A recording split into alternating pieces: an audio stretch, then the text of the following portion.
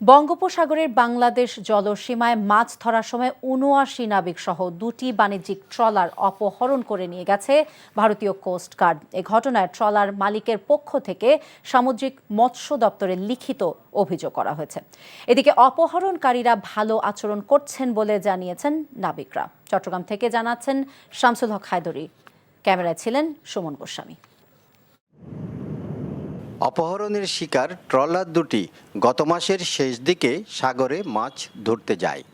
সোমবার সুন্দরবনের অদূরে সোয়াচ অফ নো গ্রাউন্ডের বাংলাদেশ জলসীমায় অবস্থানকালে ভারতীয় কোস্টগার্ড ট্রলার দুটি মাঝি মাল্লা সহ অপহরণ করে নিয়ে যায় বলে জানান ট্রলার মালিকরা।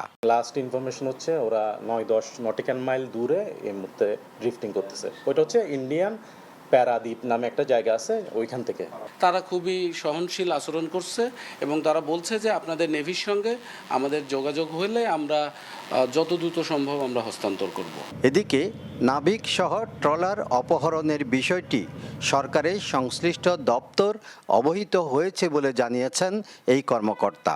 আমরা সাথে সাথেই এ ব্যাপারে ঊর্ধ্বতন কর্তৃপক্ষকে বিষয়টি অবহিত করি। আমাদের চুয়াচ অফ যে নো গ্রাউন্ড আছে আর কি, সেই গ্রাউন্ডের কাছাকাছি তারা এই মাছটা ধরতেছিল এবং আমাদের সীমানায়, এটা ভারতীয় কোনো সীমানা নয়, সেখানেই তারা মাছ ধরতেছিল এবং তারা ওখান থেকে অপহৃত হয়েছে।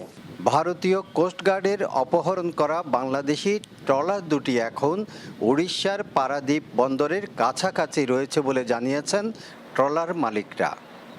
শামসুল হক হায়দরি, এনটিভি নিউজ, চট্টগ্রাম।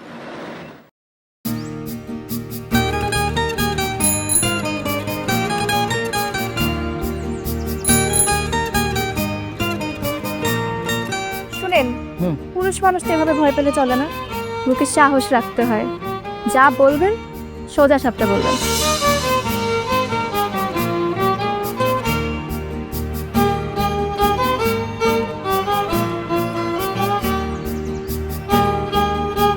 তো এই শীতে যে শীতের কাপড় ছাড়া আসছো, এটা কি ঠিক আছে? তোমাকে দেখার পর থেকে আমার জীবন থেকে শীত, গ্রীষ্ম, বর্ষা সব চলে গেছে, শুধুমাত্র তুমি আছো।